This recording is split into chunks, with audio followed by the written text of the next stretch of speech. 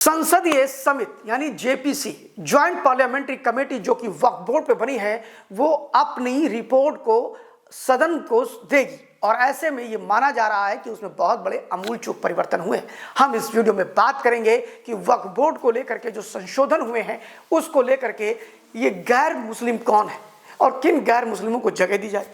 हम ये भी बात करेंगे कि वक्फ बोर्ड को लेकर के और उनकी संपत्तियों के दावों को लेकर के मुख्यमंत्री योगी आदित्यनाथ ने क्या बोला है और क्या इससे और तकलीफें वक्फ बोर्ड की बढ़ने वाली हैं। वक्फ बोर्ड को लेकर के हम ये भी बात करेंगे कि आखिर ये वोरा और आगा खां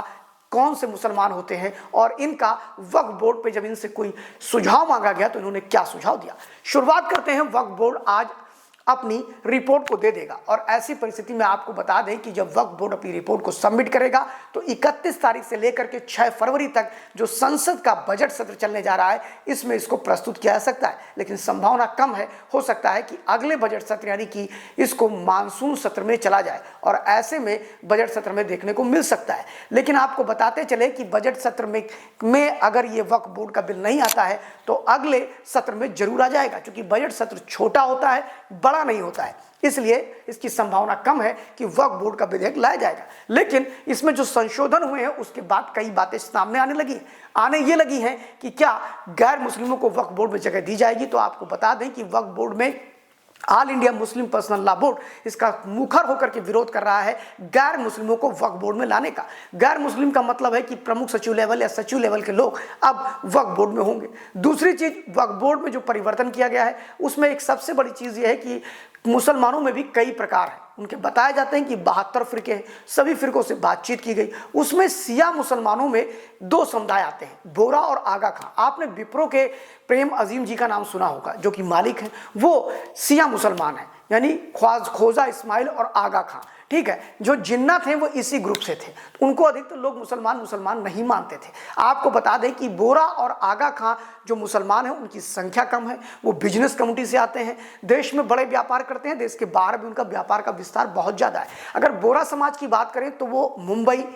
मध्य प्रदेश और गुजरात में उनकी संख्या ठीक ठाक है। ठीक ठाक का मतलब बहुत ज़्यादा नहीं है, कुछ ही प्रतिशत में है वो, लेकिन उन्होंने सीधे सीधे वक्फ बोर्ड के सामने अपना प्रस्ताव रखा और कहा कि हमारी जो आइडेंटिटी है, हमारी जो पहचान है वो इन मुसलमानों से अलग है, इसलिए हमें वक्फ बोर्ड में न रखा जाए और वक्फ बोर्ड में हमारी कोई गिनती न की जाए और हमें इससे अलग कर दिया जाए। और उन्होंने कहा कि हमें गैर मुसलमानों की श्रेणी में भी डाल दिया जाए। फिलहाल वक्फ बोर्ड ने कहा कि आपकी भी जो संपत्तियां हैं उसको वक्फ बोर्ड से अटैच की जा सकती हैं। उन्होंने कहा बिल्कुल नहीं, ना मुझे मुसलमान कहा जाए, ना मुझे वक्फ बोर्ड की संपत्तियों से अटैच किया जाए। ये 2 ऐसे समुदाय हैं जिन्होंने अपने आप को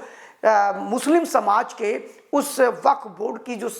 कमेटियां हैं उनसे अपने आप को अलग कर दिया और उन्होंने संवैधानिक रूप से इस दावे से अपने आप को अलग किया है। फिलहाल आपको बताते चले कि यह मामला बहुत ही और गंभीर होता चला जा रहा है जब योगी आदित्यनाथ जी से एक चैनल ने प्रश्न किया और कहा कि वक्फ बोर्ड तो कह रहा है कि हमारी जमीनों पर कुंभ हो रहा है, वक्फ बोर्ड तो कह रहा है कि हमारी जमीन बहुत ज्यादा है, हमारी जमीनों पर कब्जा हो रहा है, ऐसे में आप क्या कहना चाहेंगे। तो आपको बता दें कि योगी आदित्यनाथ ने सीधे सीधे कह दिया कि उत्तर प्रदेश के अंदर 1,27,000